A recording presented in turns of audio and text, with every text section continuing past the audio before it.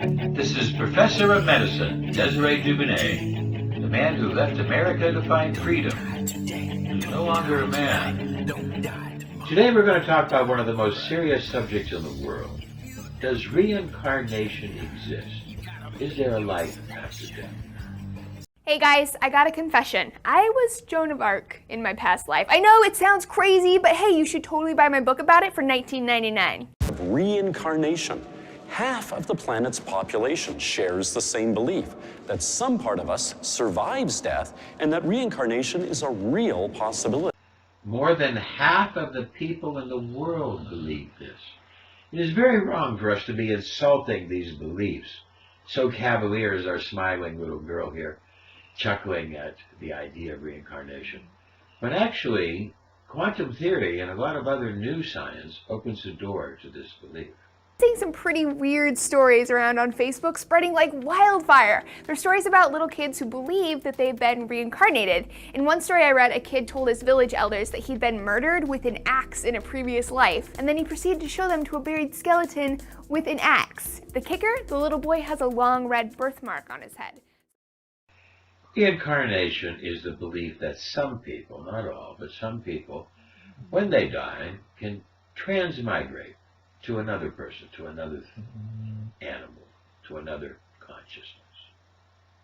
The assumption is that when your brain dies, your mind perishes also. That is so deeply believed that scientists fail to understand that it is, in the end, an assumption only. And there's no reason why aspects of the mind shouldn't survive the death of the brain. Reincarnation is known by many other names, but this is an assumption.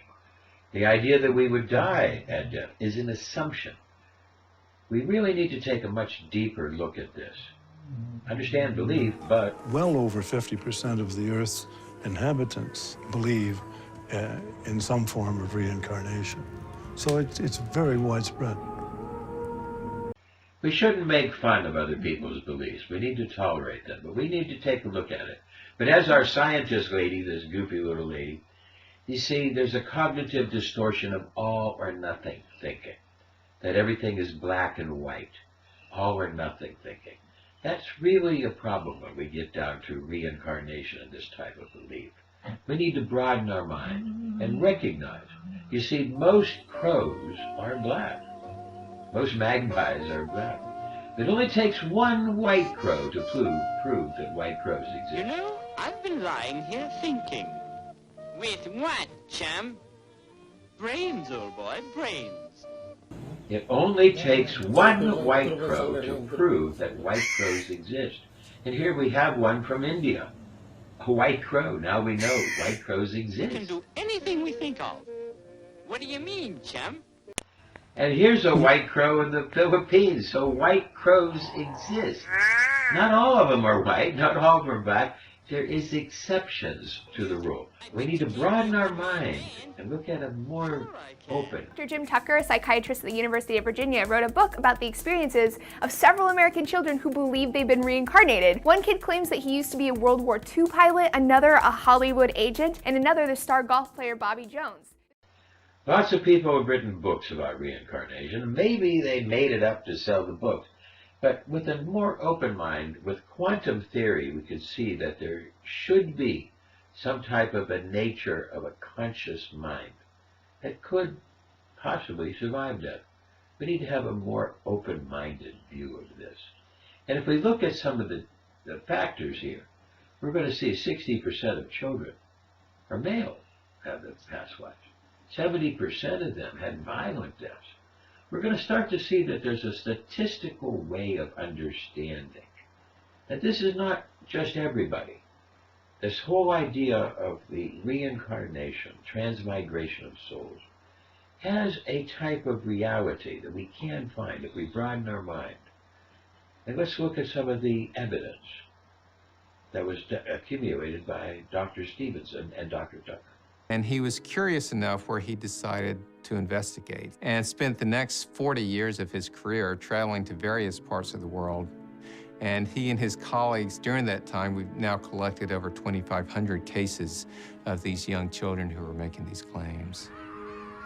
doctor claims that the children, sometimes as young as 3 or 4, can give obscure and detailed recollections of the historical figures they claim to be. So what's going on here? Hey, maybe they were reincarnated, or maybe there's more to the story. Well, Dr. Stevenson applied the scientific method to try to understand this, and he tried to rule out fraud. Pretty much rule out fraud in most cases, because Dr. Stevenson was a very careful investigator. He wrote in an academic style and like a lawyer, presenting the witnesses, where the evidence came from. He had subjects take lie detector tests, sign affidavits. He was so concerned that the evidence would be accepted in the scientific community. James Leininger was a little boy in Louisiana who began saying that his plane had crashed, that he had been shot down by the Japanese. He gave some very specific details. In fact, this was when he was 2. His parents were able to ask him questions about these horrific nightmares he had about a plane crash. And he was able to say that he had been shot down by the Japanese and that his plane had flown from the Natoma, is what he named the boat that his plane had taken off of. In addition, the boy later saw a picture of Iwo Jima and said that was where he was shot down. Also began saying that he was the 3rd James. When his dad searched online, he eventually found that there was the USS Natoma Bay. The Natoma Bay was involved in the Iwo Jima operation. There was one pilot from the Natoma that was killed in Iwo Jima, and his name was James Houston, Jr. So James Leininger would be the 3rd James after the Jr. Another detail that James gave was that he had a friend named Jack Larson, and it turned out that there was another pilot on the Natoma named Jack Larson. The child was talking about a past life from more than 50 years before, which is unusual in our cases. So there was seemingly no way that he could have known the details that he came up with. Goodbye, James and Houston. His father was an evangelical Christian who was totally resistant to reincarnation. But his son gave out so much information about World War II. They said, you know, he could not have learned this watching Sesame Street. I salute you. Let's look at the scientific alternatives here. Studies published in the journal Consciousness and Cognition found that people who believe they lived past lives are twice as likely to make memory errors as the general population, specifically source monitoring memory errors, where you forget where a thought or idea originally came from. Well, she brings up a point, but that is still going to be an all or nothing cognitive dysfunctional thinking. To dismiss all of reincarnation because of a possibility of a story or two. We have to have a much more broader mind and realize it only takes one white crow to prove that white crows exist. Barbara was born 9 years after Anne Frank died. When Barbara was a little child and said, "My name is Anna Frank," she had spontaneous memories of her past life as Anne Frank. At the time, her parents didn't even know who Anne Frank was, because the diary of Anne Frank was not yet published, and they thought she was making this all up. What makes her case compelling is not that she has the same facial features as Anne Frank, but she had memories from childhood, and by the time she was 10, her parents took her to Amsterdam, and the father wanted to go see the Anne Frank Museum. Barbara said, "We don't need a cab, it's right near here." And they said, "How can you possibly know? You've never been here." Somehow Barbara went straight to the Anne Frank house, looked at a wall and said, "Mommy, look, the pictures of movie stars are still on the wall." And her mother looked at the wall and said, "Barbara, there's nothing there." And the tour guide said, actually, the pictures that Anne Frank had clipped out of magazines of movie stars had been on that wall. That was the first time her parents realized her past life memories were real, or that her reported memories were not fantasies. And Barbara became a childhood writing prodigy, just like Anne Frank had her first book published at age 12. found that when people with this tendency are repeatedly asked to talk about a suggested idea, like, say, having a past life, some of them go on to convert the idea to a full-blown false memory. In the psych world, this is called the power of suggestion, the great power of the mind to realistically blur the lines between a story or idea that's been suggested to us and something that's actually happened. But to dismiss 4 billion people's belief based on this little twist of evidence, that's a little wrong. Let's look at some more etheric. Let's consider the 4 areas of scientific studies which strongly point to reincarnation. 1. Hypnotically induced past life memories. 2. Spontaneous past life memories. 3.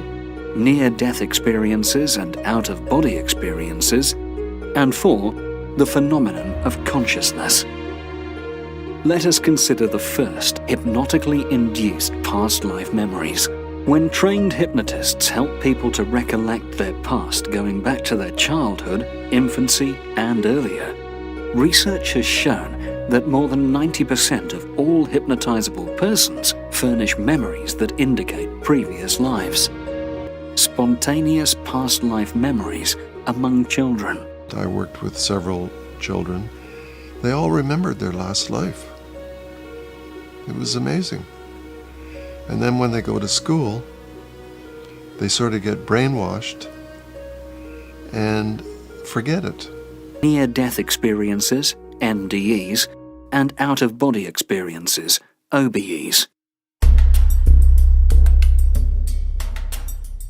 Near-death experiences, or NDEs, are experiences of extraordinary visions and perceptions during periods of unconsciousness among people who are medically dead or nearly dead due to causes like accidents, diseases, surgeries, or attempted suicides.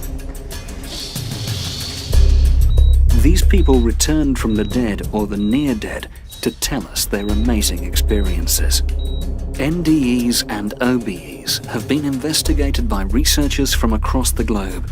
All of us people investigating near-death experiences see the same pattern of elements. Often one of the first things to happen right after that life-threatening event, often the first element of a near-death experience, is what's called an out-of-body experience. Consciousness separates from the body and goes over the body. From that vantage point, they can see ongoing earthly events, which may include their own frantic resuscitation efforts. After that, they may go into or through a tunnel. Often at the end of the tunnel is a beautiful, mystical, unearthly light.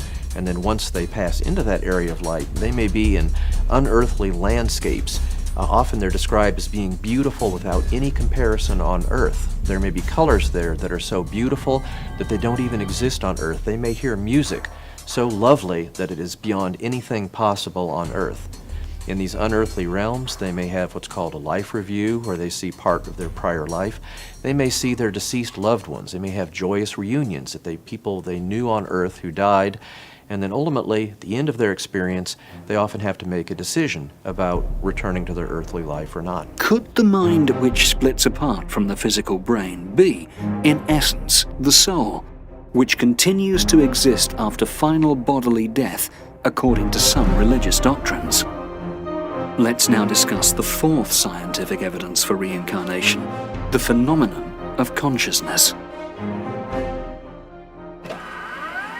Many scientists today assume that consciousness is produced by the brain, but this assumption has neither been demonstrated experimentally nor explained theoretically to any reasonable degree of satisfaction. But now there's an increasing number of scientists in various fields who dare openly to challenge this old paradigm, and we're moving toward what some have started to call a post-materialist paradigm. And now meetings are being organized and books are being prepared with regard to this post-materialist paradigm. So I can predict that it's only a matter of decades before we have a new scientific revolution, and this time it will be about mind, consciousness, and spirit. And it will be probably the most important conceptual revolution that we've ever had in the history of humankind. Thus, scientific studies in these 4 fields offer strong evidence for the existence of a soul different from the body. No wonder that Austrian scientist Rudolf Steiner remarked, "Just as an age was once ready to receive the Copernican theory of the universe, so is our age ready for the idea of reincarnation to be brought into the general consciousness of humanity." So now, with an open, more tolerant mind, let's look at both sides and recognize it's not just all or nothing, but there is an ability to possibly understand reincarnation, because I think we have seen the white crow.